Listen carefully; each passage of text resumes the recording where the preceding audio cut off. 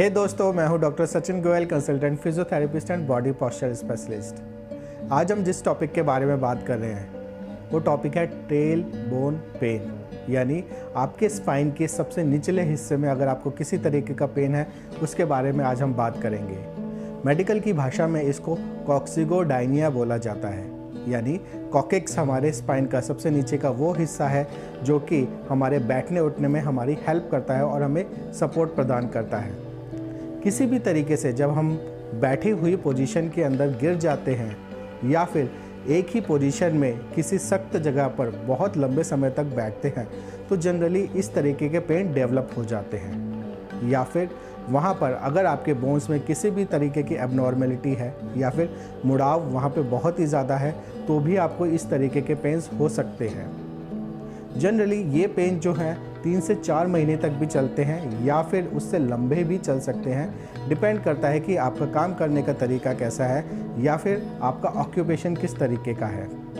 अगर आपका ऑक्यूपेशन कुछ इस तरीके का है जिसमें आपको एक सख्त जगह पर बहुत लंबे समय तक बैठना पड़ता है तो इसके ठीक होने के चांसेस बहुत ही कम हो जाते हैं या फिर ये प्रॉब्लम बहुत लंबे समय तक चलती है। अब इसका डायग्नोसिस कैसे आप कर सकते हैं? जनरली अगर आपको कोई चोट लगी है या कोई ट्रॉमा हुआ है तो वहाँ पर एक एक्सरे हमारी हेल्प कर सकता है। एक्सरे से हमें पता लग जाता है कि वहाँ पर किसी तरीके का कोई फ्रैक्चर है या नहीं है। लेकिन अगर फ्रैक्चर है भी तो वहाँ पर चूँकि प्लास्टर नहीं लग सकता तो वहाँ पर भी हमको बेड रेस्ट ही कराना पड़ता है। इसके अलावा एक अलग तरीके की थेरेपी होती है जिसको हम बोलते हैं सिट्स बाथ। अब ये सिट्स बाथ क्या है? सिट्स बाथ है कि आपको बाथरूम के अंदर एक टब के अंदर एक चौड़ा सा अगर आप एक टब लें उसके अंदर आपको गर्म पानी भरना है और उस टब के अंदर आपको लगभग 15 से 20 मिनट तक बैठना है, जिससे उस गर्म पानी की जो नमी है आपके जो इंजर्ड पार्ट है वहाँ तक पहुँचे। इस प्रक्रिया को लगभग आपने दिन में 2 से बार करना है। ऐसा देखा गया है कि अगर आप इसमें पूरी तरीके से सावधानियां बरतते हैं, ठीक है, और अच्छे तरीके से सिकाई करते हैं तो जनरली 15 से 20 दिन के अंदर इसमें फ़र्क आना शुरू हो जाता है।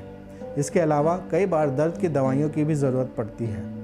उसके अलावा कुछ एक्सरसाइजेज हैं जो इसमें कारगर हो सकती हैं, जैसे कि आप अपने जो आपके हिप के मसल्स हैं उनको स्क्वीज़ करें और छोड़ें, स्क्वीज़ करें और छोड़ें।